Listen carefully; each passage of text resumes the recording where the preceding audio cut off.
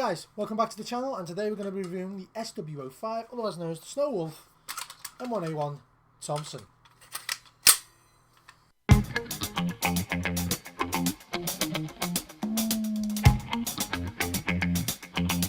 Obviously, the box itself is very much plain. It's just a standard cardboard box, as if you were to order, say, a Cymer rifle. Usually comes with a polystyrene base, very similar to a Megamikey I reviewed earlier today, but the Megamikeys tend to be very much well compressed polystyrene, and they just have more of a quality feel to it.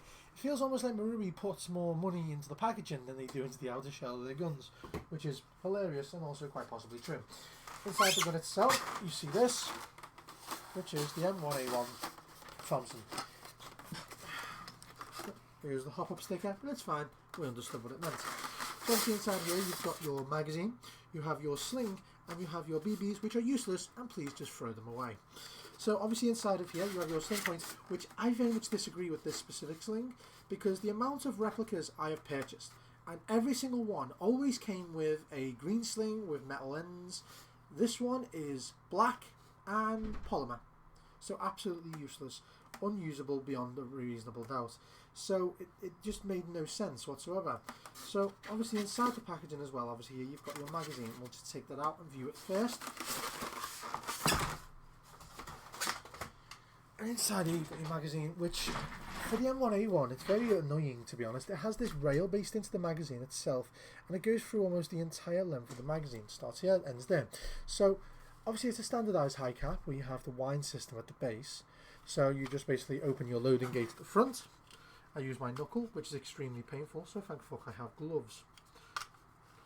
Here you have your wide gate. You obviously pull your ammunition into this one, wind the cap, and then at the base it starts to show up with the ammunition. So it's a very much a restrictive magazine style, whereas with an M4 you can just slide it in at any old angle and it just works perfectly fine. This one is restricted, only one way in, one way out. So then we'll remove the main item itself. Requires a lot more force than I recall. There we go. So here's the M1A1 Thompson. It is quite a very unique, iconic figure, and is genuinely beautiful, especially when it comes to iconic World War II American films. Obviously you can see here the female version of the rail itself that accepts the magazine into it. You slide it in like such, and then it's basically quite stiff, so it does require quite a bit of force to slam it on home. Once it's in, it's a nice solid figure and completes the entire silhouette of the item itself, which again, absolutely iconic, beautiful, well done. At the front of the rifle you have this, which is a polymer barrel, which is a faux wood front guard, but to be honest, if you were holding this, I've tried it with my bare hand a few times, you could easily fool yourself into believing that this was real wood if you have poor vision, but you can tell it's not real wood just by looking at it, but holding it, it's a very nice pleasing feel to it. You have your front sling point and obviously your front post here. It's a simplified front post which was developed in the late 40s, sorry, I think it was the early 40s, sorry, 1942, 1943. They implemented these and removed the compensator, which had vents on the top to fire the weapon down to compensate with recoil. At the base you have a singular screw which you can remove, which removes this handguard, which allows you to put a different foregrip on it.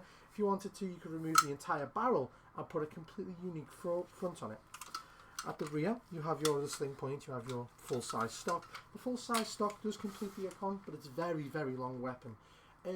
Somewhere at the realm of, say, I'd say, bloody hell, about half a metre in length. It's quite long and it's quite difficult to get round corners with if you're not prepared for it, so I tend to do this. Tilt it to the side and go round corners at a lower angle if possible. Bring it here, you can see your hop-up. The hop-up on this is a rotary hop-up chamber which you slide up or down. I believe up is in order to hop it, but there's no arrow. It's one of the very few firearms I've seen that does not have an arrow that indicates the direction you need to push it. Going down to the back here, basically this is a useless plastic cover. It's just there to complete the iconic look of the firearm. Aside from that, it serves no purpose. Your trigger guard is quite wide, which I absolutely love, especially for gloves, especially with airsoft. You want to protect them hands. Charging handle serves no purpose. On most replica firearms, the charging handle seeks to uncover or reveal or protect the hop-up chamber, whereas the hop-up on this is continuously on reveal, and it's in reveal on the bottom of the magwell as well, which I don't like, but I mean, there's only so much you can do with the space you've got for the gearbox. So as we come back here, you can see the sights. The sights are very, very simple, but they try to be complex, especially with the rear one. You have these two very large fins, which reveals this post, which you can raise and move left and right gently, but not much in that one. You have a peephole through the centre of it and an indent at the top, which you line up with the front post here, which, to be honest, when it comes to airsoft, iron sights are basically useless. They're just for show, but again, iconic look, no one's going to complain. So we'll move on to the other side here, which you have your select fire and your mag release. So on this side, you can see here you have your select fire, which is full auto, semi-auto, and safe and fire as two separate switches. So it is quite a unique decision, that one, I must admit, where your safe and fire is here, and it's very unergonomic to use, and then you have your semi and full auto here, which again is very unergonomic for, like, say, a single hand. But then again, this was back in the early days of firearms development. This was originally developed for the World War I to be used as a trench broom. So you can see early days weapon development here, but they still had quite a bit down for it when it came to this. So here you obviously have your mag release, but your mag release itself again is not in the most ideal position to use with your thumb. You would have to slide your arm underneath it in order to manipulate it with the same hand. But even if you did, the mag is stuck. You have to remove it with your offhand. And if you're having to do that regardless, you might as well just use your offhand for everything, just to simplify the process. Keep it here chambered and use your offhand to manipulate the magazine, and use this hand to manipulate the fire selectors and semi. So basically, if you've only got one hand, you're fucked, which is fine. But again, it is only the only downside I can realistically find of this design. Otherwise, iconic, beautiful, and very lightweight. If you have your sling point mounted here and here, I have found it quite easy to simply underarm it, like such, with the sling, and it will stay put. It's very comfortable to carry weapon. It's the same feature as you would with an AK. So getting back to here for a second here, we can go on about the battery compartment. In order to get to this one, I will actually remove one of my gloves. It's quite a very small gap you have to fight in order to get it open. So obviously you have use of basically the full stock. Yes and no. Once you remove this little butt plate here, which I will do at great pain, probably fail to. Remove it here, you get your fingers into this gap, and you can pull the butt plate out and rotate it sideways, which I do very much appreciate, because you can never lose this butt plate. I myself have lost 3 AK butt plates, and it is excruciating. Inside here, you can obviously see you have a very large battery compartment in 2 separate file systems, I'd say, and you have this wall here. What I'd suggest is putting your battery in this compartment and having the wires just go over, because as long as they stay flat against this little medium wall, they'll be perfectly fine.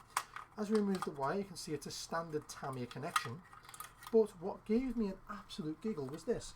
It's a car fuse, and I don't recall the actual name of these fuses, but I call them car fuses, and it's absolutely hilarious. I have never had a firearm that used these before, and to be honest, it's easier for me to get a hold of them than it is for me to get a hold of the standard fuses that most airsoft firearms use, so I'm actually quite appreciative. Then we get on to battery recommendations. Inside the box, you can clearly see it was very, very sparse. I got basically nothing included with my order whatsoever. I got no battery, no ramrod, nothing of the sort, which was quite infuriating. But again, it's not often needed, but it's needed enough to the point where you wish you would get one. So I have ran this with a 7.4 LiPo, and I have ran this with an 11.1 LiPo, and I have also ran this with a 9.6 NIAM. Now a 9.6 NIAM is a nickel battery, and I personally recommend running it with a NIAM. And the reason for such is, when I ran it with my 7.4 LiPo, it decided to skip. So it was inside semi-auto, and it was firing almost burst fire. 2 shots, 1 shot, then 4 shots. It was quite strange, and all that over and over again will damage the gearbox in quite rapid fashion. So I would suggest avoiding that however you can. With the NIAM battery, it was quite methodical along. It was quite a good rate of fire. I can't argue with it. I would say it was somewhere in the realm of 60 rounds a minute. No, not 60 rounds a minute, sorry. My brain just melted. It was about 120 rounds a minute, possibly more. And I absolutely loved it for that one, because that's about the right rate of fire for the Thompson. And I was quite proud of it.